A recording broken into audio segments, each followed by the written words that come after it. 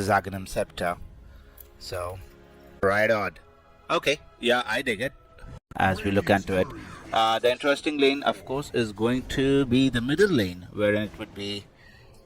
Oh no, yeah, Spirit Breaker is just going to TP out. It's not going to die for instance. In fact, we could see Rubik is in trouble and Fishman is able to successfully drop first blood onto the Rubik, getting a little bit of change in his pocket onto the Weaver. So that should be the end of aggression. No, the aggression in fact does not end. Bane is still moving back into the fight. They don't have any vision for Weaver, so Fishman would be taking a lot of damage. And yes, it is the Elder Titan who is able to eventually get a kill onto the Bane.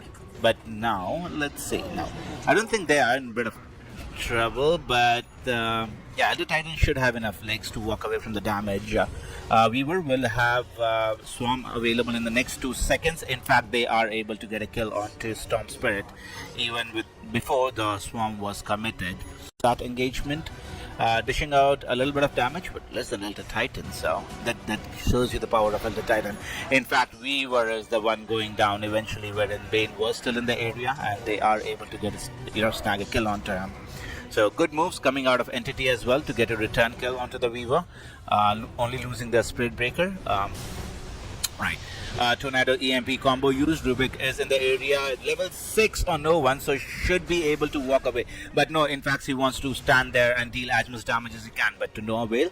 As it seems, he ends up giving his life away to Lumpy, who will have an uncharge as well to work with. Warlord has kind of went into the jungle now. He has it as level 6. And it could be Fishman who could be in a lot of trouble here. There are 3 heroes in the vicinity coming out of Beast Coast, and they are cruising along this game currently. The probability is towards Entity's side, 72%. Beast Coast was 28. A move into the mid lane now. Elder Titan could be a little bit in trouble. Does have no one on top of him, but there is a return kill onto the Spirit Breaker as well, which was snagged by Pangolier. Roll has been committed. Let's see if Storm could be now. In the bottom lane, do we see now? There is a movement onto the Pangolier, who does not have his Rolling Thunder currently, and does not have his Swashbuckle as well, so eventually would end up giving his life away to no one. So no one is a hero, and Dire's bottom tower is under attack. Just used onto it. They are able to get the Nether Swap onto the Invoker. In fact, could be in a little bit of trouble. Is the first hero to go down, closely followed by Entity. So a nice 5-man rotation from Entity and able to get 2 quick kills. Like Lumpy is in the area. They are looking for the kill onto the Bane. They did have the charge onto him is taking a lot of damage. Let's see if they are able to finish off the kill. But no, eventually Fishman is able to walk away from the engagement. Weaver is in the vicinity trying to get the kill. One more last hit needed. No, they don't have the damage. In fact, their Pangolier goes down in the engagement. So I was waiting 3 minutes, 3,000, 15 minutes into the game. Storm Spirit, well, no one has completed his Orchid, and now they are able to get it. Okay, so no one is actually getting out of hand. Again, it is a little bit of Entity kind of leading. However, a couple of kills like this onto the support heroes, a nice lift by Rubik, and they would be able to stop the Spirit Breaker in between his charge. A successful kill coming on to Lumpy, whereas they are keeping down to the bottom lane. Let's see if they're able to get anything. Again, it is Fishman who is caught in the area. Let's see if they have enough legs in order to finish off the Bane. Does not have any support nearby. There is the Storm Spirit, but I think the Swashbuckle just missed, right? It did miss, dude. That kind of sucks, but I think eventually they would be able to get a kill onto him. Right, a smoke coming out from Entity. Let's see which hero they're able to find. They would see Elder Titan. There is the Amplified Damage Rune. Weaver is the first to start the fight. In fact, Spirit Breaker ends up losing this fight. This fight can be turned around from Entity if they want to do so. In fact, there is a big vacuum wall coming into vacuum wall committed by Darkseer. They would not be able to get any follow-up kills. In fact, it's only the Weaver who goes down first in the engagement. Respawn Weaver is going for a Lincoln Sphere next. In fact, he is the first hero to be gone upon. A lot of follow-up heroes coming from the side of Beast Coast. They might now. Not exactly sure if they will be able to commit on to the Weaver. Does have his time lapse available, but would not have the opportunity to use it. But in fact, it's the Elder Titan who was trying to help his comrade. In fact. But they did get the Wisdom Rune though. Rolling Thunder being committed by Pangolier, doing a little bit of damage onto the Dark Seer. He's still kind of high on HP, but we were joining the fight mates. They will have the physical damage in order to finish off the Dark Seer. I think, Beast Coast are going to be really happy with that movement. In fact, no one could be in a little bit of trouble. We were chasing behind him, and it is the Gleipnir who holds him in his trap now. No one does not have a lot of mana to work with. Let's see how far he's able to get away. In fact, there is a Rubik and Pangolier in his tail. Uses the entirety of his mana in order to walk away, go near the creeps, and get himself killed to the creeps. In fact, it's the Pangolier who get a 5x skill streak to his favor. They would be truly and well back in this game.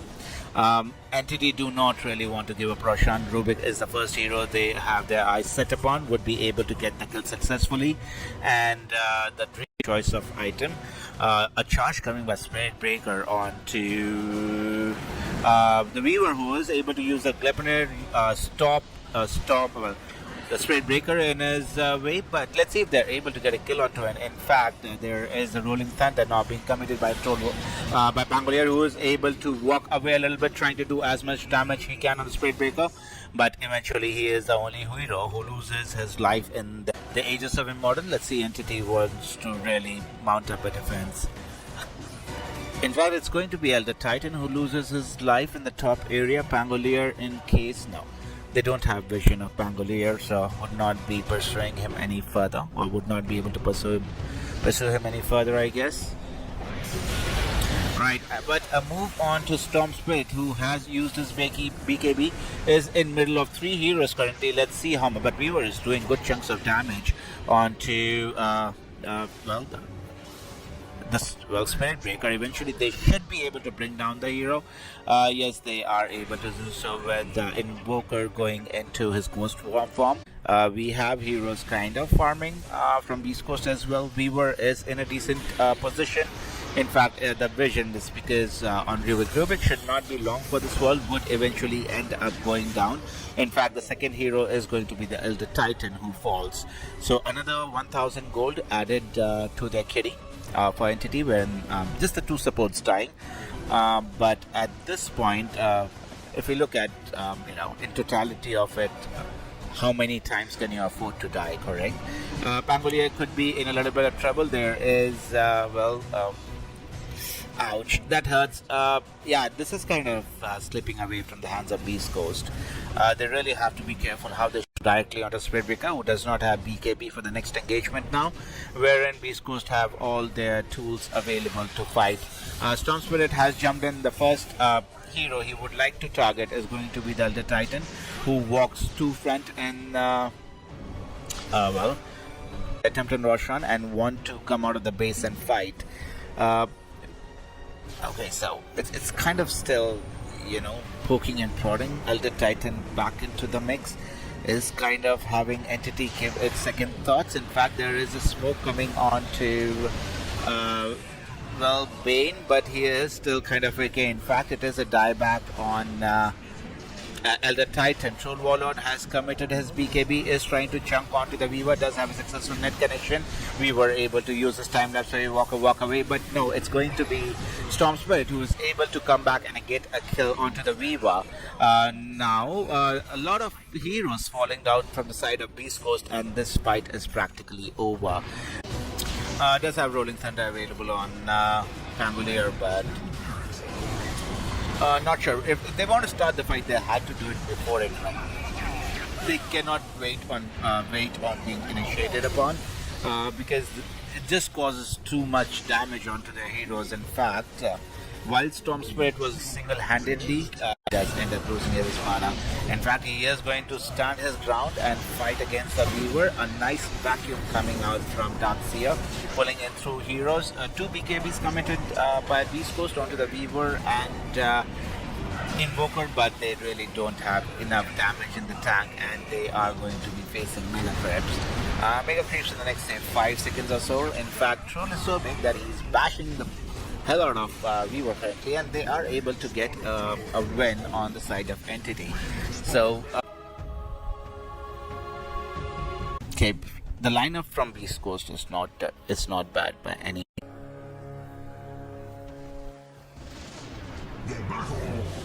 Right, so at the start of the game, we might have an attempt by BEASTCOAST onto Fishman, who was trying to be cheeky, was securing the rune, but eventually, let's see who ends up taking the kill. In fact, it is Shadow Demon who gets first blood to the range creep as well on Lumpy. So, not too bad. In fact, we might see an attempt onto Fishman again, as we thought he had. Oh, it has been. Oh, Fishman is just dead, bro. One more last hit. Vitality is chasing him, but eventually, as he turns into the trees, is able to get another bash onto.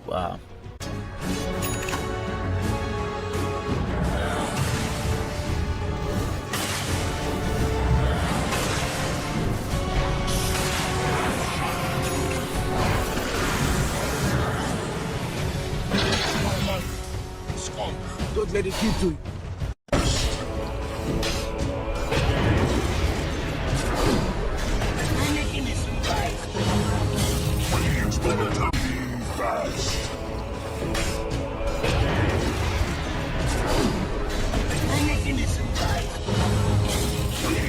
Tower is under attack. Nothing it can do.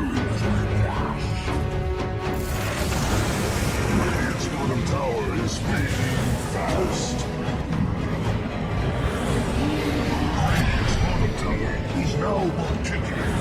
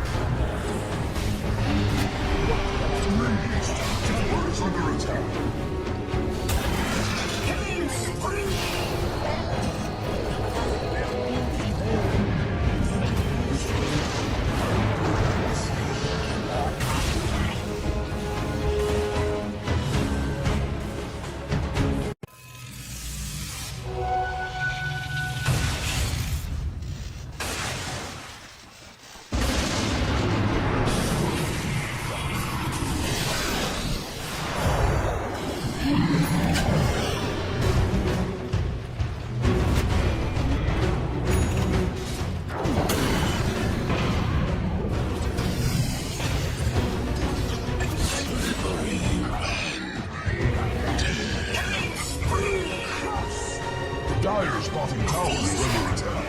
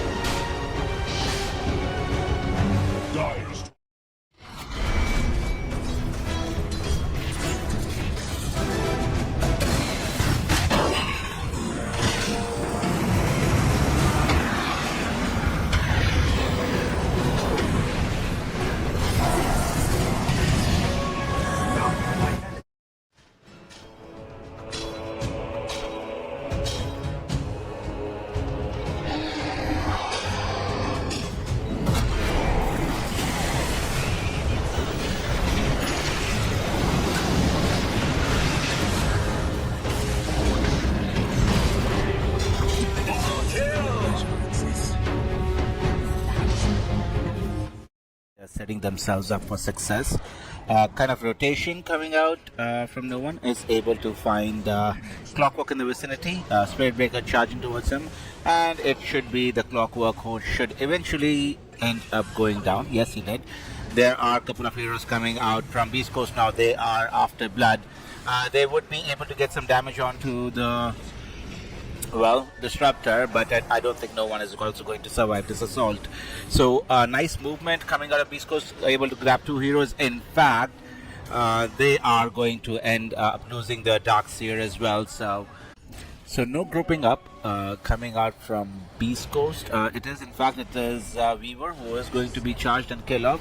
So Aegis has already been taken from his hand. Pangolier joins the party, is able to disrupt a couple of heroes, saving his Weaver in the process. Let's see how much Pangolier ends up being in trouble in.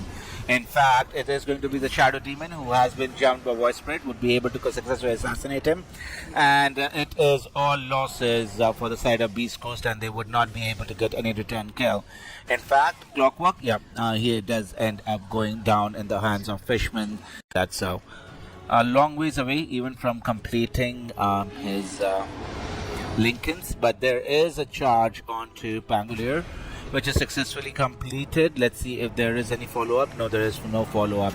In fact, they did not have vision onto Clockwork ends up going down, but it is going to be Shadow Demon who falls in the engagement. In the meantime, we see Disruptor is the first hero to fall for Entity, but they have lost their Dark Sea. A buyback coming out from Shadow Demon. I don't think there is any further chase to be had for Beast Coast, since they are already short on one hero. But Shadow Demon did buy back. They don't have vision of the Weaver in this area, so he should be able to do a little bit of damage. Spirit Breaker just able to kind of charge away from the engagement, but his mid laner is not going to be that lucky. In totality of it, by tanky in the fight. Another movement onto Disruptor, but he is able to fall in that regard, and it is going to be the Darkseer who's going to fall. In fact, I think Beast Coast have a really firm control on this match at the moment. White Spirit with 2 Astrals played by the side of Beast Coast, who are able to maintain that aggression. And I think the item which has kind of changed this game altogether for them. In fact, let's put it aside. Weaver was able to use his time lapse, able to get away from harm's danger, able to regain all of his HP, but it is the Morphling who does not have Waveform. No, Waveform does come off cooldown, able to kind of walk away from the engagement. Slada could be in a lot of trouble, by the way. He's so damn tanky, and Entity are just not able to dish out enough damage and bring in. Right. Next objective is probably going to be Roshan. Both the teams are kind of nearby in the area. They did have vision of the Pangolier trying to blow him up. They don't have enough damage in order to blow up the Pangolier. Shadow Demon would end up paying with his life though. But Pangolier, he is able to use his Rolling Thunder. It could be a lot of trouble for the side of Beast Coast, since all their cores are still alive and the heroes on Entity have to retreat in this engagement now. Darkseer could be in a little bit of trouble. Sladar, there are 2 Sladars. One is, our good old Morphling, who is kind of owning this fight at the moment. Weaver has to commit his BKB in order to fight, but Sladar falling a little on HP. There is a charge coming out from the Spirit Breaker as well. Does not have vision on Weaver, but Weaver could be in a little bit of trouble. Is kind of stunned. Lincoln Spear coming in handy, able to use his Shikuji, and they will have enough damage on the side of Entity. So at the end of it, you really have to commend the 2 cores and the execution part of it on the Entity, which was slightly better than Beast Coast, I would say, and just the carry matchup between Pangolier and the Morphling and Weaver making the difference. Shadow Demon has been charged by Spirit Breaker, would eventually end up getting the kill, and in the meantime we see Pangolier going down model for another 4 minutes. A Satanic along with a Butterfly and Manta style is in no way in harm of dying. We were making an attempt onto Weaver against a Rolling Thunder has been committed as well, but Morphling has already morphed into a Weaver and able to Shukuchi away. In the meantime, BEASTCOAST have lost 3 of their heroes. They have committed a couple of buybacks as well, realizing this could be their last chance or last shot at this game. But it just looks so difficult. How exactly are they wanting to initiate? Pangolier does not have a Rolling Thunder available for the next 54 seconds. They are doing chips and bits of damage, but in fact it is Morphling who really does not care a crap and is fighting against 4 heroes from BEASTCOAST currently. Is able to bring down the Clockwork as his first target, and we're just waiting on the dieback for him. So yep. At the end of it, looking like Entity does have this one in the bag, and the series would go 2-0 in the favor of Entity. I really think they had a shot in this game too, but unfortunately they just did not have enough damage in the tank to deal with the Morphling. Right, GG, well played, people. This ends the series 2-0 in the favor of Entity. Nice series, nice